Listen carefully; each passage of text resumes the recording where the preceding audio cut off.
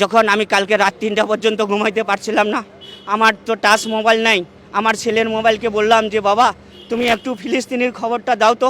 যখন আমি দেখলাম ফিলিস্তিনের 1/3 ধ্বংস হয়ে গেছে, তখন আমি আর ঘুমাতে পারি নাই। কালকে আমি এই ক্লাবের থেকে স্কেয়ারগুলো সংগ্রহ করেছি, এই সকালে আসা এই মুক্তিটা পুতুলকিকাটা বানাইছি। বানানোর পরে আমার তো শক্তি নাই, সমর্থ নাই। এই ইসরায়েলের নেতানিয়াহুকে আমি কিভাবে ঘৃণা জানাচ্ছি এবং বর্ষা এবং তীর দিয়ে, যেটা ঐতিহাসিক যুদ্ধ হয়েছিল, সেই বর্ষা এবং তীর দিয়ে আমি তাদেরকে ধিক্কার জানাচ্ছি। এবং যদি কাছে পাইতাম তাহলে আমি নিজেও শহীদ হইতাম এবং তাদেরকেও শহীদ করার মতো কলাকৌশল তৈরি করতাম।